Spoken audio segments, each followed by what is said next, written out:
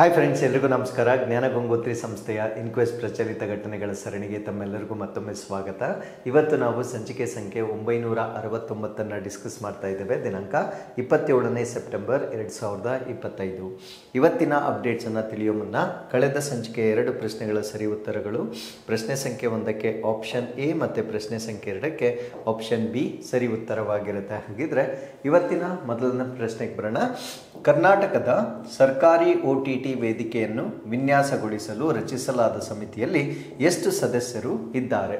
How many members are there in the panel formed to design Karnataka's government OTT platform? So ನಮ್ಮ ಕರ್ನಾಟಕದಲ್ಲಿ ಸರ್ಕಾರದ ಅಧೀನದಲ್ಲಿ ಒಂದು OTT platform ಅನ್ನ ಕೇರಳ ಮಾದರಿಯಲ್ಲಿ, ಸೊ ಕೇರಳದಲ್ಲಿ ಈಗಾಗಲೇ ಸರ್ಕಾರದ ಒಡೆತನದ ಒಂದು OTT ಪ್ಲಾಟ್ಫಾರ್ಮ್ ಅನ್ನ ಅವರು ಆಲ್ರೆಡಿ ಲಾಂಚ್ ಮಾಡಿರ್ತಾರೆ.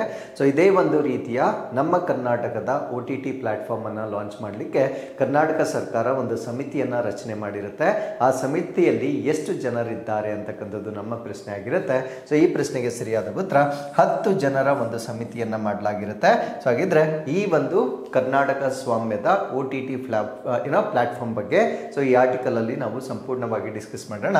ಸೊ ಅದಕ್ಕಿಂತ ಮುಂಚೆ OTT ಫುಲ್ ಫಾರ್ಮ್ ಏನು ಅನ್ನೋದನ್ನ ನೀವು ನಮಗೆ ಕಮೆಂಟ್ಸ್ ಅಲ್ಲಿ ತಿಳಿಸಬಹುದಾಗಿರುತ್ತೆ. So during the 25-26 budget, so ಇದನ್ನ ಅನೌನ್ಸ್ ಆಗಿರ್ತಕ್ಕಂಥದ್ದು ಯಾವಾಗ ಅಂದ್ರೆ 2025-26 ಬಜೆಟ್ ನಲ್ಲಿ ಅನೌನ್ಸ್ ಆಗಿರ್ತಕ್ಕಂಥ ಈ ಒಂದು OTT ಪ್ಲಾಟ್ಫಾರ್ಮ್ ಏನಿರುತ್ತೆ, ಸೊ ಅದನ್ನ ಕಾರ್ಯರೂಪಕ್ಕೆ ತರಲಿಕ್ಕೆ ಬೇಕಾಗಿರ್ತಕ್ಕಂಥ ಒಂದು ಸಮಿತಿಯನ್ನ ಈಗ ಸ್ಥಾಪನೆ ಮಾಡಲಾಗಿರುತ್ತೆ. So steps will be taken to create an OTT platform. So OTT platform ಅನ್ನ ಕ್ರಿಯೇಟ್ ಮಾಡಲಿಕ್ಕೆ ಈಗ ಕ್ರಮಗಳನ್ನ ಕೈಗೊಳ್ತಕ್ಕಂಥ ನಿರ್ಧಾರವನ್ನ ರಾಜ್ಯ ಸರ್ಕಾರ ತೆಗೆದುಕೊಂಡಿರುತ್ತೆ. ಸೊ ಏನಿದ್ರ ಆಬ್ಜೆಕ್ಟಿವ್ ಅಥವಾ ಉದ್ದೇಶ ಏನು ಅಂದ್ರೆ, ನಮ್ಮ ಕನ್ನಡ ಸಿನಿಮಾ ರಂಗಕ್ಕೆ ಸಂಬಂಧಪಟ್ಟಂತೆ ಆರ್ಟಿಸ್ಟಿಕ್ ಅಂದರೆ ಕಲಾತ್ಮಕವಾಗಿರ್ತಕ್ಕಂಥದ್ದು, ಕಲ್ಚರಲ್ ಅಂದರೆ ಸಾಂಸ್ಕೃತಿಕ, ಆ್ಯಂಡ್ ರೀಜನಲ್ ವ್ಯಾಲ್ಯೂ ಅಂದರೆ ಪ್ರಾದೇಶಿಕ ಮೌಲ್ಯವಿರ್ತಕ್ಕಂತಹ ಚಲನಚಿತ್ರಗಳನ್ನು ಪ್ರೋತ್ಸಾಹ ಮಾಡುವ ಉದ್ದೇಶದಿಂದ ಈ ಒಂದು ಪ್ಲಾಟ್ಫಾರ್ಮನ್ನು ಸ್ಟಾರ್ಟ್ ಮಾಡಲಾಗಿರುತ್ತೆ. ಸೊ ಈ ಒಂದು ಪ್ಯಾನಲಲ್ಲಿ ನಾನು ಹೇಳಿದೆ 10 ಜನರ ಒಂದು ಪ್ಯಾನಲ್ ಇರುತ್ತೆ ಅಂತ. ಸೊ ಪ್ಯಾನಲಲ್ಲಿ ಇರ್ತಕ್ಕಂಥವ್ರು ಯಾರು ಅಂತ ನಾವಿಲ್ಲಿ ನೋಡೋದಾದ್ರೆ, commissioner of information and public relations ಅಂದ್ರೆ ವಾರ್ತಾ ಮತ್ತು ಸಾರ್ವಜನಿಕ ಸಂಪರ್ಕ ಆಯುಕ್ತರನ್ನ ಈ ಒಂದು ಸಮಿತಿಯ ಅಧ್ಯಕ್ಷರನ್ನಾಗಿ ಆಯ್ಕೆ ಮಾಡಲಾಗಿರುತ್ತೆ. ಸೊ ಅದ್ರ ಜೊತೆಗೆ ಫಿಲ್ಮ್ ಇಂಡಸ್ಟ್ರಿಯಿಂದ ಕೆಲವೊಬ್ಬರನ್ನ ಆಯ್ಕೆ ಮಾಡಿಕೊಳ್ಳಲಾಗಿರುತ್ತೆ. For example Sadhu Kokila, rock line Venkatesh, Duniya Vijay ಮತ್ತೆ ಬೇರೆಯವರನ್ನೆಲ್ಲ ಅಂದ್ರೆ ಚಲನಚಿತ್ರರಂಗದಲ್ಲಿ ಗುರುತಿಸಿಕೊಂಡಿರ್ತಕ್ಕಂಥ ಕೆಲವರನ್ನ ಸೊ ಈ ಒಂದು ಸಮಿತಿಗೆ ಆಯ್ಕೆ ಮಾಡಲಾಗಿರುತ್ತೆ.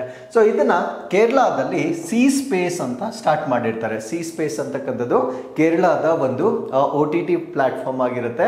ಸರ್ಕಾರ ಸ್ವಾಮ್ಯದಲ್ಲಿರ್ತಕ್ಕಂಥ ಒಂದು OTT ಪ್ಲಾಟ್ಫಾರ್ಮ್ ಆಗಿರುತ್ತೆ.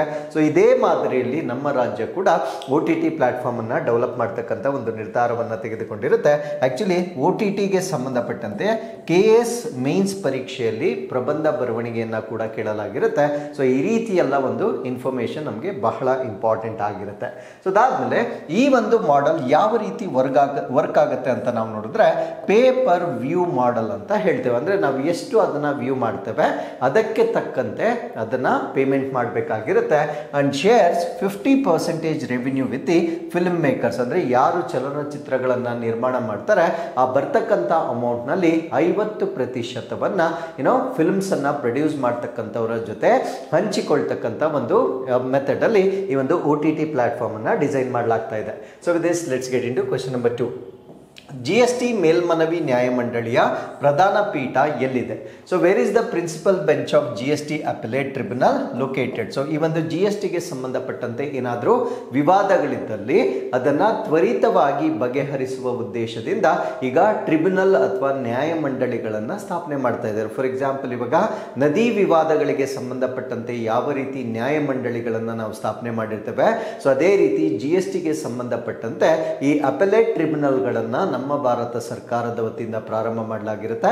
ಸೊ ಇದನ್ನ ಭಾರತ ದೇಶದಾದ್ಯಂತ ಅನೇಕ ರಾಜ್ಯಗಳಲ್ಲಿ ಈ ಒಂದು ಪೀಠಗಳನ್ನ ನಾವು ನೋಡಬಹುದಾಗಿರುತ್ತೆ. ಬಟ್ ಪ್ರಧಾನ ಪೀಠ ಎಲ್ಲಿರುತ್ತೆ ಅನ್ನೋದು ನಮ್ಮ ಪ್ರಶ್ನೆ ಆಗಿರುತ್ತೆ. ಸೊ ಈ ಪ್ರಶ್ನೆಗೆ ಸರಿಯಾದ ಉತ್ತರ ನವದೆಹಲಿ ಅಥವಾ ನ್ಯೂ ಡೆಲ್ಲಿಯಲ್ಲಿ ಈ GST ಅಪೆಲೇಟ್ ಟ್ರಿಬ್ಯುನಲ್ಗೆ ಸಂಬಂಧಪಟ್ಟಂತೆ ಪ್ರಿನ್ಸಿಪಲ್ ಬೆಂಚ್ ಅನ್ನ ನಾವು ನೋಡಬಹುದಾಗಿರುತ್ತೆ. ಸೊ ಇದರ ಬಗ್ಗೆ ನಾವು ಪ್ರಶ್ನೆಯನ್ನ ಕೊಡ್ಲಿಕ್ಕೆ ಕಾರಣ ಏನು ಅಂದ್ರೆ, ಈಗ goods and services tax appellate ಟ್ರಿಬ್ಯುನಲ್ಗೆ ಚಾಲನೆಯನ್ನ ನೀಡಿರುವ ಕಾರಣದಿಂದ ಇದರ ಬಗ್ಗೆ ನಾವು ಪ್ರಶ್ನೆಯನ್ನ ಕೊಟ್ಟಿರ್ತೇವೆ. ಸೊ ಇದನ್ನ ನಾವು goods and services tax appellate tribunal ಅಂತ ಹೇಳ್ತೇವೆ. ಅಂದರೆ ಸರಕು ಮತ್ತು ಸೇವಾ ತೆರಿಗೆ ಅಪೆಲೇಟ್ ಅಂದರೆ ಮೇಲ್ಮನವಿ ನ್ಯಾಯಮಂಡಳಿ ಅಂತ ಹೇಳ್ತೇವೆ. ಇದಕ್ಕೆ ಈಗ ಅಧಿಕೃತವಾಗಿ ಚಾಲನೆಯನ್ನು ನೀಡಲಾಗಿರುತ್ತೆ.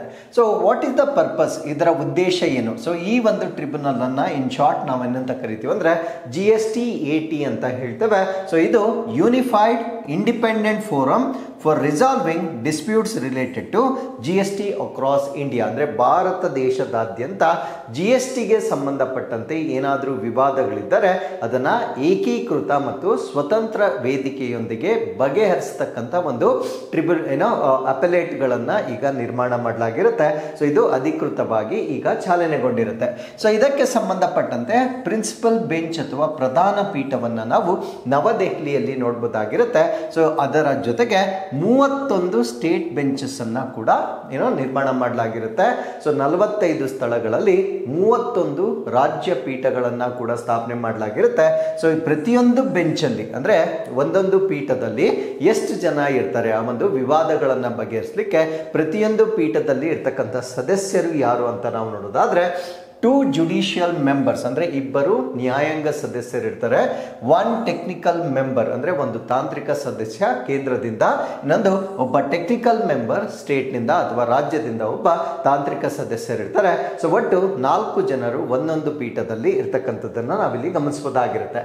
ಸೊ ಅದರ ಜೊತೆಗೆ there is launch of an courts portal for online filing, tracking and virtual hearing. So ಇನ್ನೊಂದು ಅಡ್ವಾಂಟೇಜ್ ಏನು ಅಂದರೆ ಸೊ ಈಗ ಆನ್ಲೈನ್ ಟ್ರ್ಯಾಕಿಂಗ್ ಸಿಸ್ಟಮ್ ಅನ್ನ ಕೂಡ ಮಾಡ್ತಾ ಇದ್ದಾರೆ. So this is digital inclusion ಆಗಿರುತ್ತೆ. ಆನ್ಲೈನ್ ಮುಖಾಂತರ ನಾವು ಫೈಲಿಂಗ್ ಮಾಡಬಹುದಾಗಿರುತ್ತೆ. ಆ ಫೈಲಿಂಗ್ ನ ಸ್ಟೇಟಸ್ ಏನಿರುತ್ತೆ ಅದನ್ನ ನಾವು ಟ್ರ್ಯಾಕಿಂಗ್ ಮಾಡಬಹುದಾಗಿರುತ್ತೆ. ಮತ್ತೆ ವರ್ಚುವಲ್ ವಿವರಣೆಗಾಗಿ ಈ ನ್ಯಾಯಾಲಯ ಪೋರ್ಟಲ್ಗಳನ್ನ ಕೂಡ ಆರಂಭ ಮಾಡ್ತಾ ಇದ್ದಾರೆ. ಅಂದ್ರೆ ಫಿಸಿಕಲ್ ಕಾಂಟ್ಯಾಕ್ಟ್ ಇರ್ತಕ್ಕಂಥ ಅವಶ್ಯಕತೆ ಇಲ್ಲ, ವರ್ಚುವಲ್ ಆಗಿ ವಿಚಾರಣೆ ಮಾಡ್ತಕ್ಕಂಥ ಈ ಕೋರ್ಟ್ಗಳನ್ನ ಕೂಡ ಸೊ ಈ ಒಂದು ಸಿಸ್ಟಮ್ ಅಲ್ಲಿ ಡೆವಲಪ್ ಮಾಡ್ತಾ ಇರ್ತಕ್ಕಂಥದ್ದನ್ನ ನಾವಿಲ್ಲಿ ಗಮನಿಸಬಹುದಾಗಿರುತ್ತೆ. ಅದ್ರ ಜೊತೆಗೆ ಯಾವುದಕ್ಕೆ ಇಲ್ಲಿ ಹೆಚ್ಚಿನ ಪ್ರಾಮುಖ್ಯತೆ ಕೊಡಲಾಗುತ್ತೆ ಅಂದ್ರೆ jargon free ruling. Jargon free ಅಂದ್ರೆ ಯಾವುದೇ ಕ್ಲಿಷ್ಟಕರವಾಗಿಲ್ಲದೆ ಸಿಂಪಲ್ ಪ್ರೊಸೀಜರ್ ಅನ್ನ ಡೆವಲಪ್ ಮಾಡಲಾಗಿರುತ್ತೆ. ಸಿಂಪ್ಲಿಫೈಡ್ ಫಾರ್ಮ್ಯಾಟ್ಸ್ ಇರುತ್ತೆ. ಮತ್ತೆ ಟೈಮ್ಲಿ ಹಿಯರಿಂಗ್ ಅಂದ್ರೆ ಸಮಯೋಚಿತವಾಗಿ ವಿಚಾರಣೆಗಳನ್ನ ನಡೆಸ್ತಕ್ಕಂಥದ್ದು. There should not be any delay. So ವರ್ಷಾನುಗಟ್ಟಲೆ ಅದನ್ನ ಡಿಲೇ ಮಾಡ್ತಕ್ಕಂಥ ಅವಶ್ಯಕತೆ ಇಲ್ಲ. So timely delivery of the justice ಅನ್ನ ಮಾಡುವ ಉದ್ದೇಶದಿಂದ ಸೊ ಈ ರೀತಿ ಅಪೆಲೇಟ್ ಟ್ರಿಬ್ಯುನಲ್ಗಳನ್ನ ಸ್ಥಾಪನೆ ಮಾಡಲಾಗಿರುತ್ತೆ. ಸೊ ಇದರಿಂದ ಆಗ್ತಕ್ಕಂಥ ಇಂಪ್ಯಾಕ್ಟ್ ಅಥವಾ ಪರಿಣಾಮ ಏನು ಅಂತ ನಾವು ನೋಡೋದಾದ್ರೆ ಈ ಲಿಟಿಗೇಷನ್ ಡಿಲೇ ಏನಿರುತ್ತೆ ಅಂದ್ರೆ ವಿವಾದದಿಂದ ಆಗ್ತಕ್ಕಂಥ ವಿಳಂಬಗಳೇನಿರುತ್ತೆ ಸೊ ಅದನ್ನ ನಾವು ಕಡಿಮೆ ಮಾಡಬಹುದಾಗಿರುತ್ತೆ. ಸೊ ಕ್ಯಾಶ್ ಫ್ಲೋ ಜಾಸ್ತಿ ಆಗುತ್ತೆ.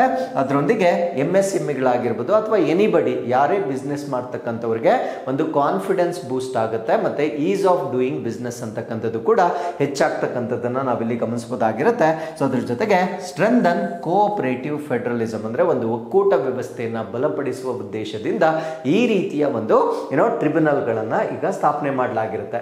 ಸೊ ಈ ಒಂದು GST-AT ಏನಿದೆ ಇದು GST 2.0 ಒಂದು ರಿಫಾರ್ಮ್ಸ್. ಇತ್ತೀಚೆಗೆ ಒಂದು GST ಸ್ಲ್ಯಾಬ್ಸ್ಗಳನ್ನ ಏನು ಪರಿಷ್ಕರಣೆ ಮಾಡಿ ಬದಲಾವಣೆ ಮಾಡಿರ್ತಾರೆ ಸೊ ಅದರೊಂದಿಗೆ ಈ ಟ್ರಿಬ್ಯುನಲ್ಗಳನ್ನ ಸ್ಥಾಪನೆ ಮಾಡ್ತಕ್ಕಂಥದ್ದು ಕೂಡ GST 2.0 ಒಂದು ಭಾಗವಾಗಿರುತ್ತೆ. So towards one nation one forum for fairness and certainty ಅಂದ್ರೆ ನ್ಯಾಯಸಮ್ಮತತೆ ಮತ್ತು ಖಚಿತತೆಗಾಗಿ ಒಂದು ವೇದಿಕೆಯತ್ತ ಒಂದು ಪಯಣ ಎನ್ನುವ ಉದ್ದೇಶದಿಂದ ಸೊ ಈ ಒಂದು ಟ್ರಿಬ್ಯುನಲ್ಗಳನ್ನು GST 2.0 ಭಾಗವಾಗಿ ಈ ನ್ಯಾಯಮಂಡಳಿಗಳನ್ನು ಸ್ಥಾಪನೆ ಮಾಡ್ತಕ್ಕಂಥ ನಿರ್ಧಾರವನ್ನು ತೆಗೆದುಕೊಳ್ಳಲಾಗಿರುತ್ತೆ. ಹಾಗಿದ್ರೆ ಸೊ GST ಬಗ್ಗೆ ನಾವು ಬೇಸಿಕ್ ಇನ್ಫಾರ್ಮೇಷನ್ ಅನ್ನು ಡಿಸ್ಕಸ್ ಮಾಡೋದಾದ್ರೆ ಸೊ ಇದು ನಮ್ಮ ಭಾರತ ದೇಶದಲ್ಲಿ ಉತ್ಪಾದನೆ ಆಗ್ತಕ್ಕಂಥ ಅಥವಾ ಯಾವುದೇ ಸರಕುಗಳಾಗಿರ್ಬೋದು ಅಥವಾ ಸೇವೆಗಳಾಗಿರ್ಬೋದು ಅದರ ಮೇಲೆ ವಿಧಿಸ್ತಕ್ಕಂಥ ಒಂದು ಟ್ಯಾಕ್ಸ್ ಅನ್ನು ನಾವು GST ಅಂತ ಹೇಳ್ತೇವೆ. So GST is indirect tax ಅಥವಾ ಪರೋಕ್ಷ ತೆರಿಗೆ ಅಂತ ಹೇಳ್ತೇವೆ. ಸೊ ಕಾರಣ ಏನಂದ್ರೆ ಈ ಒಂದು ಟ್ಯಾಕ್ಸ್ ಅನ್ನ ಪೇ ಮಾಡ್ತಕ್ಕಂಥವ್ರು ಕನ್ಸ್ಯೂಮರ್ ಅಂದ್ರೆ ಯಾರು ಆ ಸೇವೆಗಳನ್ನ ಮತ್ತೆ ಆ ಒಂದು ಗೂಡ್ಸ್ ಅನ್ನ ಬಳಕೆ ಮಾಡ್ತಾರೆ ಸೊ ಅವರು ಪೇ ಮಾಡ್ತಕ್ಕಂಥ ಒಂದು ಗೂಡ್ಸ್ ಆಗಿರುತ್ತೆ. ಸೊ ಇದನ್ನ ನಾವು ಡೆಸ್ಟಿನೇಷನ್ ಬೇಸ್ಡ್ ಟ್ಯಾಕ್ಸ್ ಅಥವಾ ಗಮ್ಯಸ್ಥಾನ ಆಧಾರಿತವಾಗಿರ್ತಕ್ಕಂಥ ಒಂದು ಟ್ಯಾಕ್ಸ್ ಅಂತ ಹೇಳಲಾಗುತ್ತೆ. ಸೊ ಇದನ್ನ 1ನೇ ಜುಲೈ 2017 1st ಜುಲೈ 2017ಗೆ ಇಂಪ್ಲಿಮೆಂಟ್ ಮಾಡಲಾಗಿರುತ್ತೆ. ಯಾವತ್ತಿಂದ ತಿದ್ದುಪಡಿಯ ಮುಖಾಂತರ GST ಅನ್ನ ಇಂಪ್ಲಿಮೆಂಟ್ ಮಾಡಲಾಗಿರುತ್ತೆ ಅಂದ್ರೆ 101st ಕಾನ್ಸ್ಟಿಟ್ಯೂಷನಲ್ ಅಮೆಂಡ್ಮೆಂಟ್ ಆಕ್ಟ್ ಅಥವಾ ನಮ್ಮ ಭಾರತದ ಸಂವಿಧಾನದ 101ನೇ ಸಾಂವಿಧಾನಿಕ ತಿದ್ದುಪಡಿಯನ್ನ ಮಾಡುವ ಮುಖಾಂತರ 2017ರಲ್ಲಿ ಈ ಒಂದು ಟ್ಯಾಕ್ಸೇಷನ್ ಸಿಸ್ಟಮ್ ಅನ್ನ ಲಾಂಚ್ ಮಾಡಲಾಗಿರುತ್ತೆ. ಸೊ ಈ ಟ್ಯಾಕ್ಸೇಷನ್ ಸಿಸ್ಟಮ್ ಬಂದ ನಂತರ ಕೆಲವೊಂದು ಹಿಂದೆ ಇದ್ದಂತಹ ಟ್ಯಾಕ್ಸ್ ಗಳನ್ನ ಯೂನಿಫೈ ಮಾಡಲಾಗಿರುತ್ತೆ ಅಥವಾ ರೀಪ್ಲೇಸ್ ಮಾಡಲಾಗಿರುತ್ತೆ. ಯಾವ ಯಾವ ಟ್ಯಾಕ್ಸ್ ಗಳನ್ನ ಬದಲಾಯಿಸಲಾಗಿರುತ್ತೆ ಅಂತ ನಾವು ನೋಡೋದಾದ್ರೆ ಈ ವ್ಯಾಟ್ ಅಂತ ಇತ್ತು, ವ್ಯಾಲ್ಯೂ ಆಡೆಡ್ ಟ್ಯಾಕ್ಸ್ ಅಂತ ಇತ್ತು, ಅದನ್ನ ಸಬ್ಸ್ಯೂಮ್ ಮಾಡಲಾಗಿರುತ್ತೆ. ಸರ್ವಿಸ್ ಟ್ಯಾಕ್ಸ್ ಅಥವಾ ಸೇವಾ ಸುಂಕ ಅಂತಿತ್ತು ಅಥವಾ ಟ್ಯಾಕ್ಸ್ ಅಂತ ಇತ್ತು. ತೆರಿಗೆ ಎಕ್ಸೈಸ್ ಡ್ಯೂಟಿ ಅಂದ್ರೆ ಅಬಕಾರಿ ಸುಂಕ ಅಂತ ಏನಿತ್ತು. ಸೊ ಇವೆಲ್ಲ ಈ ರೀತಿಯ ಒಂದು ಪರೋಕ್ಷ ತೆರಿಗೆಗಳನ್ನ ಸೊ ಈಗ GST ಮುಖಾಂತರ ಬದಲಾವಣೆಯನ್ನ ಮಾಡಲಾಗಿರುತ್ತೆ. ಸೊ ಇದನ್ನ ನಾವು ಡೆಸ್ಟಿನೇಷನ್ ಬೇಸ್ಡ್ ಟ್ಯಾಕ್ಸ್ ಅಂತ ಹೇಳ್ತೇವೆ, ಅಂದ್ರೆ ಗಮ್ಯಸ್ಥಾನ ಆಧಾರಿತವಾಗಿರ್ತಕ್ಕಂಥ ಒಂದು ತೆರಿಗೆ ಅಂತ ಹೇಳ್ತೇವೆ. ಏನಕ್ಕೆ ಈ ರೀತಿಯಾಗಿ ಡೆಸ್ಟಿನೇಷನ್ ಬೇಸ್ಡ್ ಅಂತ ಹೇಳಲಾಗುತ್ತೆ ಅಂದ್ರೆ tax revenue goes to the state where goods and services are consumed not produced. ಅಂದ್ರೆ ಯಾವುದೇ ಒಂದು ಉತ್ಪನ್ನವಾಗಿರ್ಬೋದು ಅದರ ಮೇಲೆ ಕನ್ಸ್ಯೂಮರ್ಸ್ ಅಥವಾ ಗ್ರಾಹಕರು ತೆರಿಗೆಯನ್ನ ಏನ್ ಪೇ ಮಾಡ್ತಾರೆ, ಅದು ಯಾವ ರಾಜ್ಯದಲ್ಲಿ ಆ ತೆರಿಗೆಯನ್ನ ಆ ಖರೀದಿಯನ್ನ ಮಾಡ್ತಾರೆ ಆ ರಾಜ್ಯಕ್ಕೆ ಆ ಟ್ಯಾಕ್ಸ್ ಹೋಗುತ್ತೆ. ಎಲ್ಲಿ ಪ್ರೊಡ್ಯೂಸ್ ಮಾಡ್ತಾರೋ ಅಲ್ಲಿಗೆ ಹೋಗೋದಿಲ್ಲ, ಎಲ್ಲಿ ಮಾರಾಟ ಮಾಡ್ತಾರೆ ಅಲ್ಲಿಗೆ ಆ ಒಂದು ಟ್ಯಾಕ್ಸ್ ಅನ್ನ ತೆಗೆದುಕೊಳ್ಳಲಾಗುತ್ತೆ. ಸೊ ಆ ಒಂದು ಕಾರಣದಿಂದ ಈ ಟ್ಯಾಕ್ಸ್ ಅನ್ನ ನಾವು ಗಮ್ಯಸ್ಥಾನ ಆಧಾರಿತ ತೆರಿಗೆ ಅಂತ ಹೇಳಲಾಗುತ್ತೆ.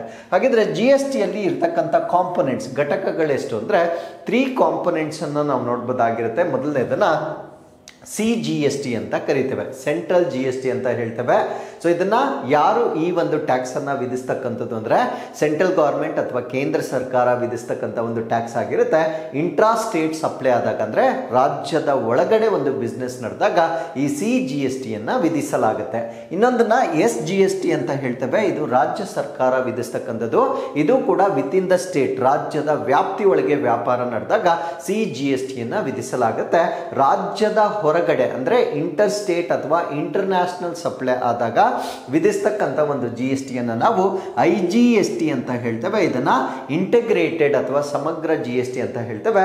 ಸೊ ಇದನ್ನ ವಿಧಿಸ್ತಕ್ಕಂಥವ್ರು ಯಾರು ಅಂದ್ರೆ ಸೆಂಟ್ರಲ್ ಗವರ್ಮೆಂಟ್ ಅಥವಾ ಕೇಂದ್ರ ಸರ್ಕಾರದಿಂದ ವಿಧಿಸಲಾಗುತ್ತೆ. ಸೊ ಈ ರೀತಿಯಾಗಿ ನಾವು GSTಯಲ್ಲಿ 3 ಘಟಕಗಳನ್ನ ನಾವು ಕಾಣಬಹುದಾಗಿರುತ್ತೆ. ಸೊ ಈಗ GST ಸ್ಲ್ಯಾಬ್ಗಳು ಮುಂಚೆ ಇದ್ದಿದ್ದು ಯಾವ್ದು ಓಲ್ಡ್ ಸ್ಲ್ಯಾಬ್ಸ್ ಅನ್ನ ನಾನು ಹೇಳ್ತಾ ಇದ್ದೇನೆ. ಸೊ 0 ಟ್ಯಾಕ್ಸ್ ಇದ್ದಂತಹ ಕೆಲವೊಂದು ಉತ್ಪನ್ನಗಳು ಅಥವಾ ಸೇವೆಗಳು 5%, 12%, 18%, 28% ಮತ್ತೆ 40% slab for selected luxury items. So ಇಷ್ಟು ಸ್ಲ್ಯಾಬ್ಗಳು ಮುಂಚೆ ಇತ್ತು. ಈಗ GST 2.0ದಲ್ಲಿ ಕೆಲವೊಂದು ಬದಲಾವಣೆಗಳನ್ನ ಮಾಡಿಕೊಳ್ಳಲಾಗಿರುತ್ತೆ. ಸೊ ಅದಕ್ಕಿಂತ ಮುಂಚೆ GSTಯ ವ್ಯಾಪ್ತಿಯ ಹೊರಗಡೆ ಇರತಕ್ಕಂಥ ಪ್ರಾಡಕ್ಟ್ಸ್ ಯಾವುದು ಅಂತ ನಾವು ನೋಡೋದಾದ್ರೆ ಆಲ್ಕೋಹಾಲಿಕ್ ಬೆವರೇಜಸ್ ಅಂದ್ರೆ ಒಂದು ಆಲ್ಕೋಹಾಲಿಕ್ ಪಾನೀಯಗಳು GST ವ್ಯಾಪ್ತಿಗೆ ಬರೋದಿಲ್ಲ, ಅದಕ್ಕೆ ಸಪರೇಟ್ ಟ್ಯಾಕ್ಸ್ ಅನ್ನು ವಿಧಿಸಲಾಗುತ್ತೆ. ಪೆಟ್ರೋಲಿಯಂ ಪ್ರಾಡಕ್ಟ್ಸ್, ಪೆಟ್ರೋಲಿಯಂ ಉತ್ಪನ್ನಗಳು GSTಗೆ ಬರೋದಿಲ್ಲ. ಎಲೆಕ್ಟ್ರಿಸಿಟಿ ಅಥವಾ ವಿದ್ಯುತ್ ಶಕ್ತಿ ಬರೋದಿಲ್ಲ. ಸೊ ಇವೆಲ್ಲ ಕೂಡ GST ಇಂದ ಹೊರಗಡೆ ಇರುತ್ತೆ. ಸೊ ಇದಕ್ಕೆ ಸ್ಟೇಟ್ ಗವರ್ಮೆಂಟ್ಸ್ ಆಯಾ ರಾಜ್ಯ ಸರ್ಕಾರಗಳು ಪ್ರತ್ಯೇಕವಾಗಿ ಇದರ ಮೇಲೆ ಟ್ಯಾಕ್ಸ್ ಅನ್ನು ವಿಧಿಸಲಾಗುತ್ತೆ. ಬಟ್ GST ವ್ಯಾಪ್ತಿ ಒಳಗಡೆ ಬರೋದಿಲ್ಲ. ಹಾಗಿದ್ರೆ GST 2.0ದಲ್ಲಿ ಈ ಸ್ಲ್ಯಾಬ್ಗಳೇನಿರುತ್ತೆ ಅದನ್ನ ಸರಳೀಕರಣ ಮಾಡಿರ್ತಾರೆ ಅಥವಾ ಸಿಂಪ್ಲಿಫೈ ಮಾಡಿರ್ತಾರೆ. ಸೊ ಈಗಿರ್ತಕ್ಕಂಥ ಸ್ಲ್ಯಾಬ್ಸ್ಗಳು 3 ಸ್ಲ್ಯಾಬ್ಸ್ ಇರುತ್ತೆ. ಒಂದು 5% ಸ್ಲ್ಯಾಬ್, 5% ಸ್ಲ್ಯಾಬ್ ಅಲ್ಲಿ ನಾವು ಮೆರಿಟ್ ಗೂಡ್ಸ್ ಅಂತ ಹೇಳ್ತೇವೆ. ಅಂದ್ರೆ ಡೈಲಿ ಎಸೆನ್ಷಿಯಲ್ಸ್, ದಿನನಿತ್ಯದ ಅವಶ್ಯಕತೆಗೆ ಬೇಕಾಗಿರ್ತಕ್ಕಂಥ ಉತ್ಪನ್ನಗಳು. ಅಗ್ರಿ ಇನ್ಪುಟ್ಸ್ ಅಂದ್ರೆ ಕೃಷಿಗಾಗಿ ಬೇಕಾಗಿರ್ತಕ್ಕಂಥ ಒಂದು ಕಚ್ಚಾ ವಸ್ತುಗಳೇನಿರ್ತವೆ. ಸೊ ಇದರ ಮೇಲೆ GST ಅನ್ನ 5%ಗೆ ವಿಧಿಸಲಾಗಿರುತ್ತೆ. ಸೊ ಅದಾದ್ಮೇಲೆ 18% ಇದನ್ನ ನಾವು ಸ್ಟ್ಯಾಂಡರ್ಡ್ ಗೂಡ್ಸ್ ಅಂತ ಹೇಳ್ತೇವೆ ಅಥವಾ ಪ್ರಾಮಾಣಿತ ಸರಕುಗಳು ಅಂತ ಹೇಳ್ತೇವೆ. ಸೊ ಮಷಿನರಿ, ಎಲೆಕ್ಟ್ರಾನಿಕ್ಸ್ ಮತ್ತೆ ಸ್ಮಾಲ್ ಕಾರ್ಸ್ ಎಲ್ಲ ಏನಿರುತ್ತೆ ಸೊ ಅದೆಲ್ಲ 18% GST ಒಳಗಡೆ ಬರುತ್ತೆ. ಇನ್ನು 40% ಇದು ಹೈಯೆಸ್ಟ್ GST ಆಗಿರುತ್ತೆ. ಇದನ್ನ ಸಿನ್ ಗೂಡ್ಸ್ ಅಂತ ಹೇಳ್ತೇವೆ, ಅಂದ್ರೆ ಪಾಪದ ಉತ್ಪನ್ನಗಳು. ಫಾರ್ ಎಕ್ಸಾಂಪಲ್ ಟೊಬ್ಯಾಕೋ, ತಂಬಾಕಿನ ಉತ್ಪನ್ನಗಳಾಗಿರ್ಬೋದು, ಪಾನ್ ಮಸಾಲ ಆಗಿರ್ಬೋದು, ಲಕ್ಸುರಿ ಯಾಚಸ್ ಅಥವಾ ಐಷಾರಾಮಿ ವಿಹಾರಗಳಾಗಿರ್ಬೋದು, ಇದರ ಮೇಲೆ ವಿಧಿಸ್ತಕ್ಕಂಥ ಒಂದು ಟ್ಯಾಕ್ಸ್ ಅನ್ನ ನಾವು 40% ಅಂತ ಹೇಳ್ತೇವೆ. ಸೊ ಈ ರೀತಿಯಾಗಿ 3 ಸ್ಲ್ಯಾಬ್ಸ್ಗಳಲ್ಲಿ ಈ ಒಂದು ಟ್ಯಾಕ್ಸ್ ಅನ್ನ ಈಗ ಮಾಡಲಾಗಿರುತ್ತೆ.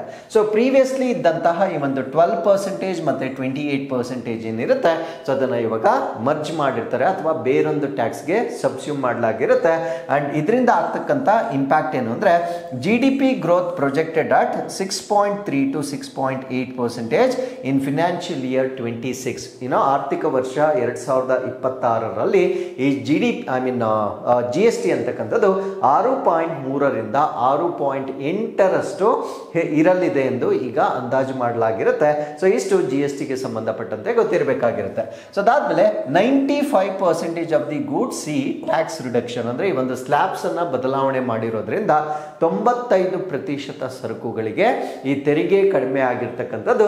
Revival of small car markets, consumer sentiment ಮತ್ತೆ ಫೆಸ್ಟಿವಲ್ ಡಿಮ್ಯಾಂಡ್, ಅಂದ್ರೆ ಈ ಒಂದು ಕಾರ್ ಮಾರುಕಟ್ಟೆಗಳಲ್ಲಿ ಚೇತರಿಕೆ ಆಗ್ತಕ್ಕಂಥ ಒಂದು ಸಾಧ್ಯತೆ ಇರುತ್ತೆ. ಅದ್ರ ಜೊತೆಗೆ ಗ್ರಾಹಕರ ಭಾವನೆ ಮತ್ತೆ ಹಬ್ಬದ ಬೇಡಿಕೆ ಹೆಚ್ಚಿರ್ತಕ್ಕಂಥದ್ದನ್ನ ನಾವಿಲ್ಲಿ ನೋಡಬಹುದಾಗಿರುತ್ತೆ.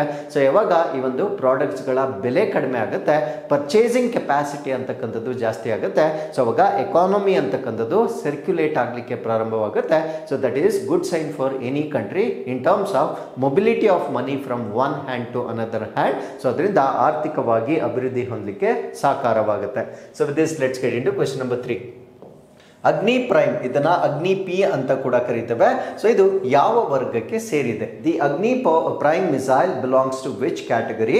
ಸೊ ಈ ಪ್ರಶ್ನೆಗೆ ಸರಿಯಾದ ಉತ್ತರ ಇಂಟರ್ಮೀಡಿಯೇಟ್ ರೇಂಜ್ ಬಾಲಿಸ್ಟಿಕ್ ಕ್ಷಿಪಣಿ ಅಂತ ಹೇಳ್ತೇವೆ, ಅಥವಾ ಇಂಟರ್ಮೀಡಿಯೇಟ್ ರೇಂಜ್ ಬಾಲಿಸ್ಟಿಕ್ ಮಿಸೈಲ್ ಅಂತ ಹೇಳ್ತೇವೆ. ಸೊ ಇದಕ್ಕೆ ಸಂಬಂಧಪಟ್ಟಂತೆ ನಾವು ಪ್ರಶ್ನೆಯನ್ನ ಕೊಡಲು ಕಾರಣ ಏನಂದ್ರೆ, ಸೊ ಇದನ್ನ ಈಗ ಸಕ್ಸಸ್ಫುಲ್ ಆಗಿ ಪರೀಕ್ಷೆ ಮಾಡಲಾಗಿರುತ್ತೆ. ಯಾವ ರೀತಿ ಪರೀಕ್ಷೆ ಮಾಡಲಾಗಿರುತ್ತೆ? ಯಾಕಂದ್ರೆ ಹಿಂದೆ ಕೂಡ ಇದನ್ನ ಪರೀಕ್ಷೆ ಮಾಡಿದ್ರು. ಸೊ ಈ ಸತಿ ಮಾಡಿರ್ತಕ್ಕಂಥ ಸ್ವಲ್ಪ ವಿಭಿನ್ನವಾಗಿರ್ತಕ್ಕಂಥ ಪರೀಕ್ಷೆವಾಗಿರುತ್ತೆ. ಏನದು ಪರೀಕ್ಷೆ ಮತ್ತೆ ಅಗ್ನಿ ಸೀರೀಸ್ ಏನಿರುತ್ತೆ ಅದರ ಬಗ್ಗೆ ಸಂಪೂರ್ಣ ಮಾಹಿತಿಯನ್ನ ಈ ಒಂದು ಆರ್ಟಿಕಲ್ ಅಲ್ಲಿ ನಾವು ಡಿಸ್ಕಸ್ ಮಾಡೋಣ. ಸೊ ಈಗ ಈ ಒಂದು ಇಂಟರ್ಮೀಡಿಯೇಟ್ ರೇಂಜ್ ಅಗ್ನಿ ಪ್ರೈಮ್ ಮಿಸೈಲ್ ಏನಿರುತ್ತೆ, rail based mobile launcher system ಅಲ್ಲಿ ಈಗ ಪರೀಕ್ಷೆ ಮಾಡಿರ್ತಾರೆ. ಅಂದ್ರೆ ರೈಲಿನ ಮುಖಾಂತರ ಲಾಂಚ್ ಮಾಡ್ತಕ್ಕಂಥ ಒಂದು ಪರೀಕ್ಷೆಯನ್ನ ಈಗ ಸಕ್ಸಸ್ಫುಲ್ ಆಗಿ ಮಾಡಲಾಗಿರುತ್ತೆ. ಸೊ ಯಾವ ಒಂದು ಕ್ಷಿಪಣಿಗೆ ಅಂದ್ರೆ ಅಗ್ನಿ ಪ್ರೈಮ್ ಕ್ಷಿಪಣಿಯನ್ನ ರೈಲಿನ ಮುಖಾಂತರ ಲಾಂಚ್ ಮಾಡ್ತಕ್ಕಂಥ ಒಂದು ಪರೀಕ್ಷೆ ಇದಾಗಿರುತ್ತೆ. ಸೊ ಇದನ್ನ doctor APJ Abdul Kalam island ಒಡಿಶಾದಲ್ಲಿ ಇದನ್ನ ಪರೀಕ್ಷೆ ಮಾಡಲಾಗಿರುತ್ತೆ. ಸೊ ಏಜೆನ್ಸಿ ಅಂದ್ರೆ DRDO ಈ ಒಂದು ಪರೀಕ್ಷೆಯನ್ನ ಮಾಡಲಾಗಿರುತ್ತೆ. ಸೊ ಅಗ್ನಿ ಪ್ರೈಮ್ ಅಂತಕ್ಕಂಥದ್ದು ಇಂಟರ್ಮೀಡಿಯೇಟ್ ಅಂದ್ರೆ ಮಧ್ಯಂತರ ಶ್ರೇಣಿಯ ಒಂದು ಬ್ಯಾಲಿಸ್ಟಿಕ್ ಕ್ಷಿಪಣಿ ಇದಾಗಿರುತ್ತೆ. ಸೊ ಮಧ್ಯಂತರ ಶ್ರೇಣಿ ಅಂದ್ರೆ ಎಷ್ಟು ಕಿಲೋಮೀಟರ್ ವರೆಗೂ ಇದು ರೀಚ್ ಆಗ್ತಕ್ಕಂಥ ಕೆಪಾಸಿಟಿ ಇರುತ್ತೆ ಅಂದ್ರೆ 1000ದಿಂದ 2000 ಕಿಲೋಮೀಟರ್. ಸೊ ಈ ರೇಂಜಸ್ ಬಹಳ ಇಂಪಾರ್ಟೆಂಟ್ ಆಗಿರುತ್ತೆ. ಸೊ ಎಕ್ಸಾಮ್ ಅಲ್ಲಿ ರಿಪೀಟೆಡ್ ಆಗಿ ಹೇಳ್ತಾ ಇರ್ತಾರೆ, 1000ದಿಂದ 2000 ಕಿಲೋಮೀಟರ್ ವರೆಗೂ ರೀಚ್ ಆಗ್ತಕ್ಕಂಥ ಒಂದು ಕೆಪಾಸಿಟಿಯನ್ನ ಅಗ್ನಿ ಪ್ರೈಮ್ ಮಿಸೈಲ್ಗೆ ನೀಡಲಾಗಿರುತ್ತೆ. ಸೊ ಇದು dual stage solid fuelled with composite motor casing, ಅಂದ್ರೆ ಇದರ ಸ್ವಲ್ಪ ಟೆಕ್ನಿಕ್ಯಾಲಿಟೀಸ್ ಅನ್ನ ನಾವು ಹೇಳೋದಾದ್ರೆ ಡ್ಯುಯಲ್ ಸ್ಟೇಜ್ ಮತ್ತೆ ಕಾಂಪೋಸಿಟ್ ಮೋಟಾರ್ ಕೇಸಿಂಗ್ ಅನ್ನ ಹೊಂದಿರುತ್ತೆ.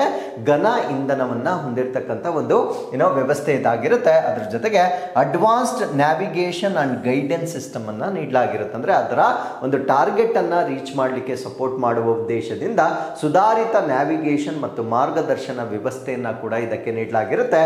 And canisterised for quick deployment and storage, ಅಂದ್ರೆ ಅದನ್ನ ಒಂದು ಕಾಂಪ್ಯಾಕ್ಟ್ ಒಂದು ಘಟಕವಾಗಿ ಮಾಡಲಾಗಿರುತ್ತೆ. So that you can carry whenever it is required very fast. So ಬಿಡಿ ಆಗಿರೋದಿಲ್ಲ. ಸೊ ಅದನ್ನೇ ನಾವೇನಂತ ಕರಿತೀವಿ ಅಂದ್ರೆ ಒಂದು ಕ್ಯಾನಿಸ್ಟರೈಸ್ಡ್ ಅಂತ ಹೇಳ್ತೇವೆ. ಸೊ ಒಂದು ಕ್ಯಾನಿಸ್ಟರೈಸ್ಡ್ ಮಾಡೆಲ್ ಅಲ್ಲಿ ಈ ಒಂದು ಕ್ಷಿಪಣಿಯನ್ನ ತಯಾರಿ ಮಾಡಲಾಗಿರುತ್ತೆ. ಸೊ ಅದ್ರ ಜೊತೆಗೆ the first successful test from rail based mobile launcher system. So ಈಗ ಆಗಿರ್ತಕ್ಕಂಥದ್ದು ರೈಲು ಆಧಾರಿತವಾಗಿ ಮೊಟ್ಟ ಮೊದಲ ಬಾರಿಗೆ ಈ ಒಂದು ಕ್ಷಿಪಣಿಯನ್ನ ಯಶಸ್ವಿ ಪ್ರಯೋಗವಾಗಿ ಮಾಡಲಾಗಿರುತ್ತೆ. So it is part of India's Agni missile series which includes Agni 1 to ಅಗ್ನಿ 5. ಸೊ ಈ ಅಗ್ನಿ ಪ್ರೈಮ್ ಅಂತಕ್ಕಂಥದ್ದು ನಮ್ಮ ಭಾರತ ದೇಶದಲ್ಲಿ ಅಗ್ನಿ ಸೀರೀಸ್ ನ ಒಂದು ಕ್ಷಿಪಣಿಗಳಿರುತ್ತೆ. ಅದು ಅಗ್ನಿ 1ರಿಂದ ಅಗ್ನಿ 5ರವರೆಗೆ ಇರುತ್ತೆ. ಸೊ ಅದರ ಜೊತೆ ಅಗ್ನಿ ಪ್ರೈಮ್ ಅಂತಕ್ಕಂಥದ್ದು ಕೂಡ ಇದೇ ಸರಣಿಯಲ್ಲಿ ಬರ್ತಕ್ಕಂಥ ಒಂದು ಮಿಸೈಲ್ ಆಗಿರುತ್ತೆ. ಹಾಗಿದ್ರೆ ಯಾವ್ಯಾವ ಮಿಸೈಲ್ ಇದರಲ್ಲಿ ಬರುತ್ತೆ, ಅದರ ರೇಂಜಸ್ ಬಹಳ ಇಂಪಾರ್ಟೆಂಟ್ ಆಗಿರುತ್ತೆ. ಸೊ ಅದನ್ನ ನಾನು ಡಿಸ್ಕಸ್ ಮಾಡ್ತಾ ಬರ್ತೇನೆ. ಅಗ್ನಿ 1 ಇದನ್ನ ಪರೀಕ್ಷೆ ಮಾಡಿರ್ತಕ್ಕಂಥದ್ದು 2012ರಲ್ಲಿ. ಸೊ ಇದರ ವ್ಯಾಪ್ತಿ ಎಷ್ಟಿರುತ್ತಂದ್ರೆ 700 ಕಿಲೋಮೀಟರ್ಸ್ ಇರುತ್ತೆ. ಸೊ ಇದು ಅಗ್ನಿ 1ಗೆ ಸಂಬಂಧಪಟ್ಟಂತೆ. ಸೊ ಅಗ್ನಿ 2 ಅಂತಕ್ಕಂಥದ್ದು 2013ರಲ್ಲಿ ಪರೀಕ್ಷೆ ಮಾಡಲಾಗಿರುತ್ತೆ. ಇದು 2000 ಕಿಲೋಮೀಟರ್ ರೇಂಜ್ ವರೆಗೂ ತಲುಪ್ತಕ್ಕಂಥ ಒಂದು ಕೆಪಾಸಿಟಿ ಇರುತ್ತೆ. ಅಗ್ನಿ 3 ಅಂತಕ್ಕಂಥದ್ದು 2015ರಲ್ಲಿ ಪರೀಕ್ಷೆ ಮಾಡಲಾಗಿರುತ್ತೆ. ಇದು 3500 ಕಿಲೋಮೀಟರ್ ವ್ಯಾಪ್ತಿಯನ್ನ ಹೊಂದಿರುತ್ತೆ. ಸೊ ಅಗ್ನಿ 4 4 ಅನ್ನ ನಾವು 2015ರಲ್ಲಿ ಪರೀಕ್ಷೆ ಮಾಡಲಾಗಿರುತ್ತೆ. ಇದು 4000 ಕಿಲೋಮೀಟರ್ ವರೆಗೂ ಇದು ತಲುಪ್ತಕ್ಕಂಥ ಒಂದು ಕೆಪಾಸಿಟಿ ಇರುತ್ತೆ. ಅಂಡ್ ಅಗ್ನಿ 5 ಮಿಸೈಲ್ ಏನಿದೆ, ಸೊ ಅಗ್ನಿ 5 ಮಿಸೈಲ್ ಅಂತಕ್ಕಂಥದ್ದು 5500ರಿಂದ 8000 ಕಿಲೋಮೀಟರ್ ವ್ಯಾಪ್ತಿಯನ್ನು ಹೊಂದಿರುತ್ತೆ. ಸೊ ಇದು ವೆಯ್ಟ್ ಎಷ್ಟಿರುತ್ತೆ ಅಂದರೆ 50 kg ವೆಯ್ಟ್, 50 kg ವೆಯ್ಟನ್ನು ಅದು ಡಿಸ್ಪ್ಲೇಸ್ ಮಾಡ್ತಕ್ಕಂಥ ಕೆಪಾಸಿಟಿ ಇರುತ್ತೆ. ಬಟ್ ಅಗ್ನಿ 5 ಅಂತಕ್ಕಂಥದ್ದು 3 ಸ್ಟೇಜ್ ಸಾಲಿಡ್ ಆಗಿರುತ್ತೆ.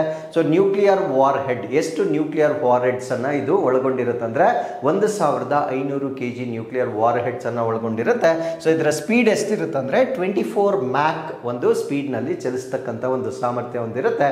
ಸೊ ಇಷ್ಟು ಈ ಒಂದು ಅಗ್ನಿ ಸೀರೀಸ್ ಅಲ್ಲಿ ಬರ್ತಕ್ಕಂಥ ಒಂದು ಮಿಸೈಲ್ಗಳ ಬಗ್ಗೆ ನಮಗೆ ಗೊತ್ತಿರಬೇಕಾಗಿರುತ್ತೆ. So with this let's get into question number 4.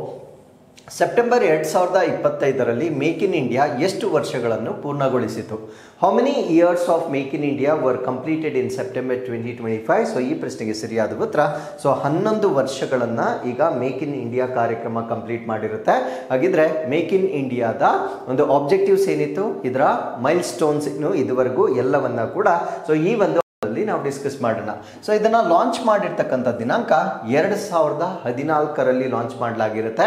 So ಯಾವ ಉದ್ದೇಶಕ್ಕಾಗಿ ಮೇಕ್ ಇನ್ ಇಂಡಿಯಾ ಲಾಂಚ್ ಮಾಡಲಾಗಿರುತ್ತೆ ಅಂದ್ರೆ transform India into global manufacturing hub, ಅಂದ್ರೆ ಭಾರತ ದೇಶವನ್ನ ಒಂದು ಜಾಗತಿಕ ಉತ್ಪಾದಕ ಕೇಂದ್ರವಾಗಿ ಮಾಡ್ತಕ್ಕಂಥದ್ದು ಇದರ ಉದ್ದೇಶವಾಗಿರುತ್ತೆ.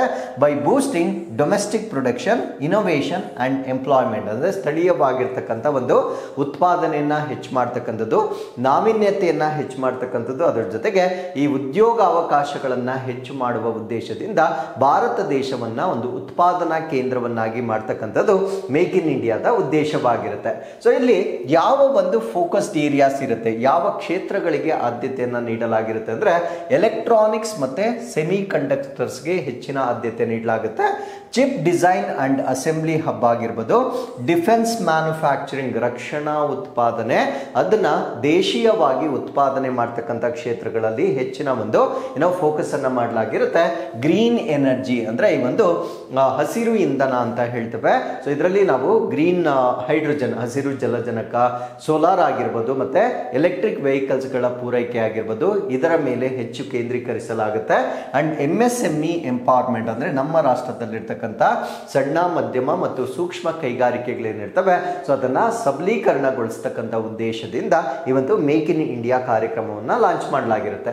ಸೊ ಈ ಒಂದು ಮೇಕ್ ಇನ್ ಇಂಡಿಯಾ ಏನಿದೆ ಸೊ ಇದು ಬೇರೆ ಬೇರೆ ಒಂದು ಇನಿಷಿಯೇಟಿವ್ಸ್ ನ ಜೊತೆಗೆ ಲಿಂಕ್ ಮಾಡಲಾಗಿರುತ್ತೆ. ಅದು ಯಾವ್ದ್ಯಾವ್ದು ಅಂತ ನಾವು ನೋಡೋದಾದ್ರೆ ಸ್ಕಿಲ್ ಇಂಡಿಯಾ ಮತ್ತೆ ಸ್ಟಾರ್ಟ್ಅಪ್ ಇಂಡಿಯಾ ಜೊತೆಗೆ ಡಿಜಿಟಲ್ ಇಂಡಿಯಾ, ಅದಾದ್ಮೇಲೆ ease of doing business reforms ಅಂದ್ರೆ ಸುಗಮ ವ್ಯಾಪಾರದ ಸುಧಾರಣೆಗಳೇನಿರ್ತವೆ ಸೊ ಇದೆಲ್ಲದಕ್ಕೂ ಮೇಕ್ ಇನ್ ಇಂಡಿಯಾವನ್ನ ಇಂಟಿಗ್ರೇಟ್ ಮಾಡಿರ್ತಕ್ಕಂಥ ಒಂದು ಯೋಜನೆ ಆಗಿರುತ್ತೆ. So with this we have come to snippets. Antyodaya Diwas 2025 ಈ ಒಂದು ದಿನ ಪಂಡಿತ್ ದೀನ್ ದಯಾಳ್ ಉಪಾಧ್ಯಾಯ ಅವರ ಬರ್ತ್ ಆನಿವರ್ಸರಿ ಆಗಿರುತ್ತೆ. ಸೊ ಇವರ ಜನ್ಮ ವಾರ್ಷಿಕೋತ್ಸವನ್ನ ಪ್ರತಿ ವರ್ಷ 25ನೇ ಸೆಪ್ಟೆಂಬರ್ ಆಚರಣೆ ಮಾಡಲಾಗಿರುತ್ತೆ. ಸೊ 25ನೇ ಸೆಪ್ಟೆಂಬರ್ ಅನ್ನ ನಾವು ಅಂತ್ಯೋದಯ ದಿವಸ್ ಅಂತ ಹೇಳ್ತೇವೆ. ಏನಕ್ಕೆ ಈ ತರ ಕರೀತೇವೆ ಅನ್ನೋದನ್ನ ನಾವಿಲ್ಲಿ ಡಿಸ್ಕಸ್ ಮಾಡೋಣ. ಸೊ ಇವರ ಒಂದು ಕೋರ್ ಫಿಲಾಸಫಿ ಏನಾಗಿತ್ತಂದ್ರೆ ಅಂತ್ಯೋದಯ ಅಂತಕ್ಕಂಥದ್ದು ಇವರ ಕೋರ್ ಫಿಲಾಸಫಿ ಆಗಿತ್ತು. ಅಂತ್ಯೋ ಅಂದ್ರೆ ಕೊನೆಯಲ್ಲಿರ್ತಕ್ಕಂಥವ್ರು, ಅಂದ್ರೆ ಅತ್ಯಂತ ಕಟ್ಟ ಕಡೆಯ ವ್ಯಕ್ತಿಯ ಏಳಿಗೆ ಕೂಡ ಆಗ್ಬೇಕು ಅಂತಕ್ಕಂಥ ಒಂದು ಉದ್ದೇಶ ಇವರದ್ದಾಗಿರುತ್ತೆ. ಸೊ ಅದಕ್ಕೆ ಇದಕ್ಕೆ ಈ ಒಂದು ದಿನಕ್ಕೆ ಅಂತ್ಯೋದಯ, ಅಂತ್ಯ ಅಂದ್ರೆ ಕೊನೆ, ಉದಯ ಅಂದ್ರೆ ಅವರನ್ನ ಏಳಿಗೆ ಮಾಡ್ತಕ್ಕಂಥದ್ದು. ಸೊ ಅಂತವರನ್ನು ಕೂಡ ನಾವು ಕೈ ಬಿಡಬಾರ್ದು ಅಂತಕ್ಕಂಥ ಉದ್ದೇಶದಿಂದ ಆರಂಭವಾಗಿರ್ತಕ್ಕಂಥ ಒಂದು ತತ್ವ ಇದಾಗಿರುತ್ತೆ. ಸೊ ಇವರ ಒಂದು ಫೋಕಸ್ ಏನಾಗಿತ್ತು ಅಂದ್ರೆ ಇನ್ಕ್ಲೂಸಿವ್ ಡೆವಲಪ್ಮೆಂಟ್ ಅಂದ್ರೆ ಅಂತರ್ಗತ ಅಭಿವೃದ್ಧಿ, ಎಲ್ಲರನ್ನ ಒಳಗೊಂಡಿರ್ತಕ್ಕಂಥ ಅಭಿವೃದ್ಧಿ, dignity of labour and cultural rootedness ಅಂದ್ರೆ ಕಾರ್ಮಿಕರ ಘನತೆ ಆಗಿರ್ಬೋದು ಮತ್ತೆ ಸಾಂಸ್ಕೃತಿಕ ಬೇರುಗಳನ್ನ ಹೊಂದಿರತಕ್ಕಂಥ ಎಲ್ಲರ ಅಭಿವೃದ್ಧಿ ಇವರ ಒಂದು ಫೋಕಸ್ ಆಗಿತ್ತು. ಅದ್ರ ಜೊತೆಗೆ ಸಬ್ಕಾ ಸಾಥ್, ಸಬ್ಕಾ ವಿಕಾಸ್, ಸಬ್ಕಾ ವಿಶ್ವಾಸ್ ಮತ್ತೆ ಸಬ್ಕಾ ಪ್ರಯಾಸ್ ಅಂದ್ರೆ ಇವರ ಮಾರ್ಗದರ್ಶಿ ತತ್ವ ಸಬ್ಕಾ ಸಾಥ್ ಅಂದ್ರೆ ಎಲ್ಲರೊಂದಿಗೆ, ಸಬ್ಕಾ ವಿಕಾಸ್ ಎಲ್ಲರ ಒಂದು ಅಭಿವೃದ್ಧಿ, ಸಬ್ಕಾ ವಿಶ್ವಾಸ್ ಎಲ್ಲರ ನಂಬಿಕೆಯನ್ನ ಗಳಿಸ್ತಕ್ಕಂಥದ್ದು, ಸಬ್ಕಾ ಪ್ರಯಾಸ್ ಅಂದ್ರೆ ಎಲ್ಲರೂ ಒಟ್ಟಿಗೆ ದುಡಿತಕ್ಕಂಥ ಒಂದು ಮಾರ್ಗದರ್ಶನವನ್ನ ನಾವಿಲ್ಲಿ ನೋಡಬಹುದಾಗಿರುತ್ತೆ. ಸೊ ಅದಾದ್ಮೇಲೆ ಇವರ ಜನನ ಆಗಿರ್ತಕ್ಕಂಥದ್ದು 1960ನಲ್ಲಿ. ಸೊ ಇವರ ಮರಣ ಆಗಿರ್ತಕ್ಕಂಥದ್ದು 1968 ಅಲ್ಲಿ ಅವರ ಮರಣ ಆಗುತ್ತೆ. ಸೊ ಅದಾದ್ಮೇಲೆ ಇವರ ಐಡಿಯಾಲಜಿ ಐಡಿಯಾಲಜೀಸ್ ಏನು ಅಂತ ನಾವು ನೋಡೋದಾದ್ರೆ ಇಂಟೆಗ್ರಲ್ ಹ್ಯುಮ್ಯಾನಿಸಮ್ ಅಂದ್ರೆ ಸಮಗ್ರ ಮಾನವತಾವಾದ ಇವರ ಒಂದು ಐಡಿಯಾಲಜಿ ಆಗಿರುತ್ತೆ. So proposed in 1965 as guiding philosophy for India's development ಅಂದ್ರೆ ಭಾರತದ ಅಭಿವೃದ್ಧಿಗೆ ಈ ಮಾನವತಾವಾದವನ್ನ ಅವರು 1965ರಲ್ಲಿ ಪ್ರಸ್ತಾಪ ಮಾಡಲಾಗಿರುತ್ತೆ. ಸೊ ಇವರ ಒಂದು ಪ್ರಾಮುಖ್ಯತೆಗಳೇನು ಅಂತ ನಾವು ನೋಡೋದಾದ್ರೆ holistic development of body, mind, intellect and soul, ದೇಹ, ಮನಸ್ಸು, ಬುದ್ಧಿ ಮತ್ತೆ ಆತ್ಮ ಎಲ್ಲವೂ ಸಮಗ್ರ ಬೆಳವಣಿಗೆ, cultured rootedness with modern progress, ಆಧುನಿಕ ಪ್ರಗತಿಯೊಂದಿಗೆ ಸಾಂಸ್ಕೃತಿಕ ಬೇರುಗಳನ್ನ ಮರೆಯಬಾರದು ಅಂತಕ್ಕಂಥದ್ದು ಇವರ ಒಂದು ತತ್ವವಾಗಿರುತ್ತೆ. And decentralised governance and self reliant villages ಅಂದ್ರೆ ವಿಕೇಂದ್ರೀಕೃತವಾಗಿರ್ತಕ್ಕಂಥ ಆಡಳಿತ, ಸ್ವಾವಲಂಬಿ ಗ್ರಾಮಗಳು, ಅದರ ಜೊತೆಗೆ rejection of both western capitalism and Marxist socialism ಅಂದ್ರೆ ಇವರು ಪಾಶ್ಚಾತ್ಯ ಬಂಡವಾಳಶಾಹಿ ಅದನ್ನು ಕೂಡ ಒಪ್ಪೋದಿಲ್ಲ. ಅದ್ರ ಜೊತೆಗೆ ಈ ಮಾರ್ಕ್ಸ್ವಾದಿ ಸಮಾಜವಾದಿ ಏನಿರುತ್ತೆ ವಾದ ಏನಿರುತ್ತೆ ಸೊ ಅದನ್ನು ಕೂಡ ಅವರು ತಿರಸ್ಕರಿಸಿರ್ತಕ್ಕಂಥ ವ್ಯಕ್ತಿ ಆಗಿರ್ತಾರೆ. ಸೊ ಅದಾದ್ಮೇಲೆ ಇವರ ಪೊಲಿಟಿಕಲ್ ಜರ್ನಿಯನ್ನ ನಾವು ನೋಡೋದಾದ್ರೆ ಕೀ ಐಡಿಯಾಲಜಿ ಆಫ್ ಭಾರತೀಯ ಜನತಾ ಸಂಘ. ಸೊ ಭಾರತೀಯ ಸಂಘದ ಪ್ರಮುಖ ಸಿದ್ಧಾಂತಿ ಇವರಾಗಿರ್ತಾರೆ. Served as president of Jana Sangh ಅಂದ್ರೆ ಜನಸಂಘದ ಅಧ್ಯಕ್ಷರಾಗಿ ಕೂಡ ಇವರು ಸೇವೆಯನ್ನ ಸಲ್ಲಿಸ್ತಾರೆ. So with this we are come to inquest challenge number 969. So ಇಲ್ಲಿಗೆ ವಿಡಿಯೋ ಪಾಸ್ ಮಾಡ್ಕೊಳ್ಳಿ. ಸೊ ಇದು ಪ್ರಶ್ನೆ ಸಂಖ್ಯೆ 1, ಸೊ ಇದು ಪ್ರಶ್ನೆ ಸಂಖ್ಯೆ 2 ಆಗಿರುತ್ತೆ. ಈ 2 ಪ್ರಶ್ನೆಗಳಿಗೆ ಉತ್ತರಗಳನ್ನು ನೀವು ಕಮೆಂಟ್ಸ್ ಅಲ್ಲಿ ತಿಳಿಸಬಹುದಾಗಿರುತ್ತೆ. ಸೊ ಇಲ್ಲಿಗೆ ಇವತ್ತಿನ ಎಲ್ಲ ಅಪ್ಡೇಟ್ಸ್ಗಳು ಕಂಪ್ಲೀಟ್ ಆಗಿರುತ್ತೆ. ಸೊ ಮತ್ತೆ ನಾನು ಮುಂದಿನ ಅಪ್ಡೇಟ್ಸ್ನೊಂದಿಗೆ ಮೀಟ್ ಮಾಡ್ತೇನೆ. ಸೊ ಅಲ್ಲಿಯವರೆಗೂ keep reading, take care of yourselves and thank you very much for watching this.